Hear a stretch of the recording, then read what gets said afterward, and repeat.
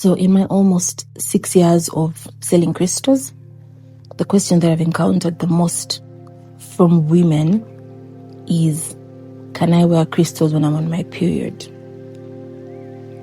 I see that question makes me a bit sad for women in general, because I realize how big of a number has been done on them by the patriarchy, because they have been convinced that the period is dirty. It's been demonized, right? There's a sense of impurity that's attached to the female period. And every time a woman asks me that, the first thing I do is, first of all, give them a very louding yes, right? A yes that is so loud that it shuts down the no that they had in their mind, right? And then I start to help them deconstruct this particular theory that's been given to them. Now, I want to do it on this podcast today, and I'm going to be exploring 3 main things, because our period is very powerful, okay? It's the most sacred time of the month for any woman who's menstruating. And these are the things that it does.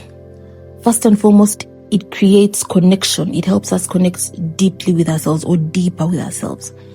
Secondly, it heightens our intuition. And finally, it heightens our manifestation abilities. Now, I want to start with connection. Usually what we call PMS, that is premenstrual syndrome or postmenstrual syndrome, which is really characterized by irritability and just a lot of impatience. This is a season that is actually meant to help us. It's meant to inform us of the things that we will not tolerate anymore, because as women, we usually neglect ourselves throughout the month. Let me not say we, because I'm really working so hard on not doing that, on unlearning overgiving, overextending, right? But majority of the women in this universe are accustomed to overextending themselves, to neglecting their bodies, basically, just so that they can be martyrs for other people. So when you get on your period, when you're about to get on your period, your body is more sensitive to boundaries. Your body wants to protect you, all right? And so during that time, you will get irritated by particular things. I want you to notice the things that you get irritated by. And I also want to point out that if you're getting irritated by the same thing every month, then there's a need for you to actually do what I'm gonna be telling you about connection. That means you need to realize where the connection is with your body and what you need to do. So they're actually called cycles because, you know, a cycle is supposed to start and end, right? But if you're going through the same cycle every single time, then you're basically in what I would call the Wheel of Fortune. If you look at the tarot card, you're basically just going through a lot of adversity, going through so many challenges, challenge after challenge, until you learn the lesson. So what's the lesson usually? You're supposed to understand the things that trigger you, okay? You're supposed to understand what pattern is being exposed. I'm going to give an example of myself. When I was experiencing, when I used to experience anger or irritability, it used to be around the fact that I felt like there was no consideration for me. And this was because I still had to show up, even on days when I was really sick. Now, I've had dysmenorrhea, which is basically very painful cramps. And during that time, I can be very incapacitated, you know, hardly move, just breathing in pain.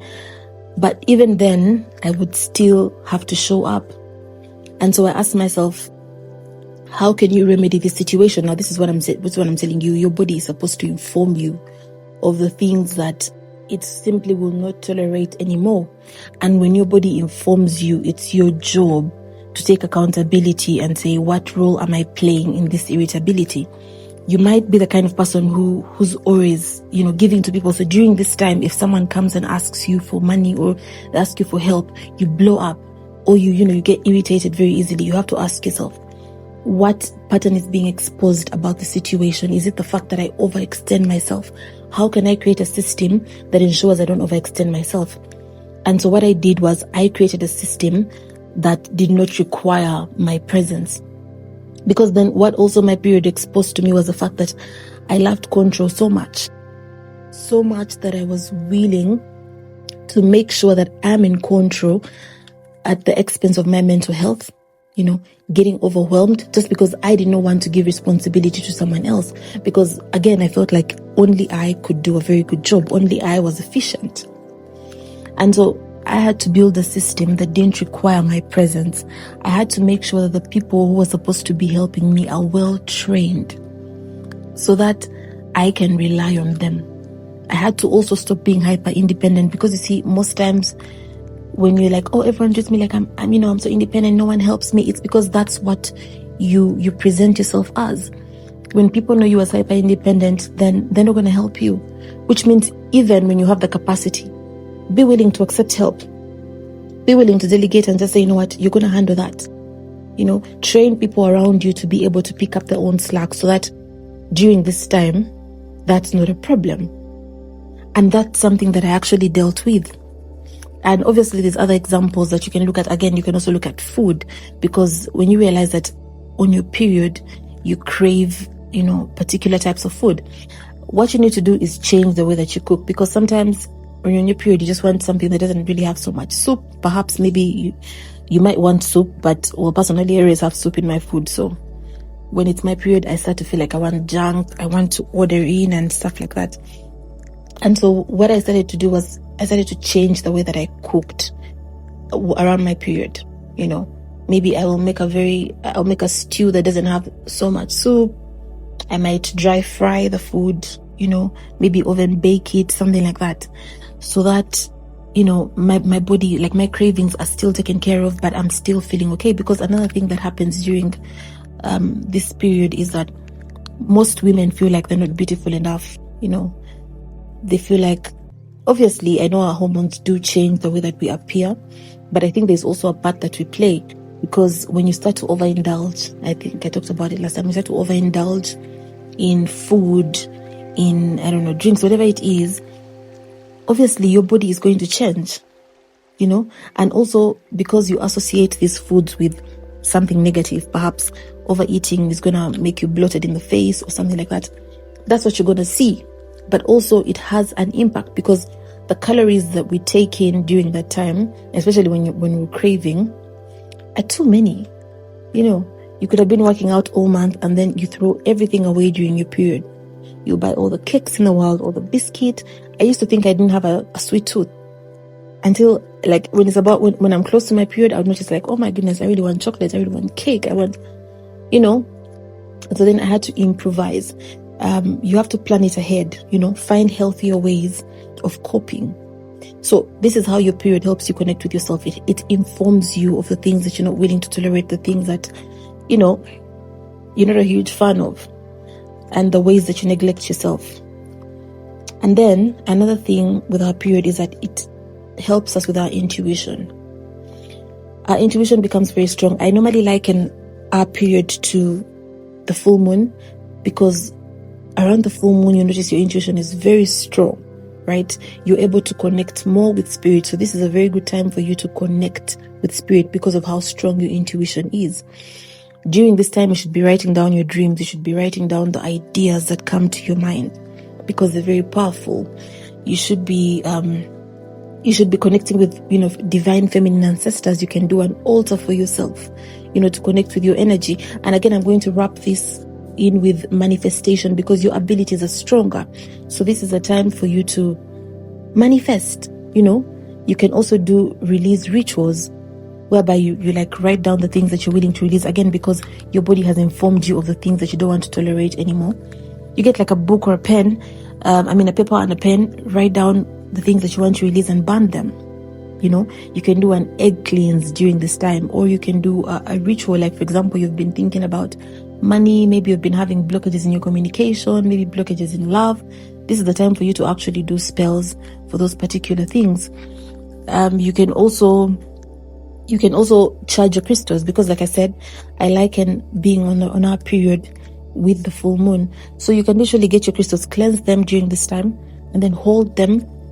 Basically, you're meditating with them, but I want you to imagine, I want you to feel energy coming out of your body into the crystals with the intentions that you want. You know, your intentions are more powerful during this time. Your prayers are more powerful during this time. Other people can also connect with, for example, if you have plants or you have a garden, you know, harvest some blood water, you know, pour in your plants, pour in your garden, you know, speak good intentions to them. You're basically connecting with the earth, you know, like basically you have to create rituals around your period. You don't have to like go out of your way to do all these things, but just even visualizing is okay, you know. Just be intentional about how powerful this particular season is. If you're someone who has crystals, it is the best time to be wearing crystals. And during your period, I would definitely recommend wearing some carnelian or having a carnelian stone, because it really helps with flow. It helps you release stagnancy. So again, if you're intentional about doing, you know, release rituals or manifestation, you want to get a carnelian and put it on your lower abdomen, so that if there's anything that needs to be released, it's released. If there's deeper connection that needs to be made, you're going to be informed of it. If there's manifestation work that you need to do, you're basically clearing the womb, preparing the womb, you know. So it's actually a very powerful time for women. And so do not allow anyone to tell you that, oh, your period is nasty, or you can't do anything during your period, all that stuff, right? And again, like I said, it's a full moon. It's like a full moon. You experience it every month.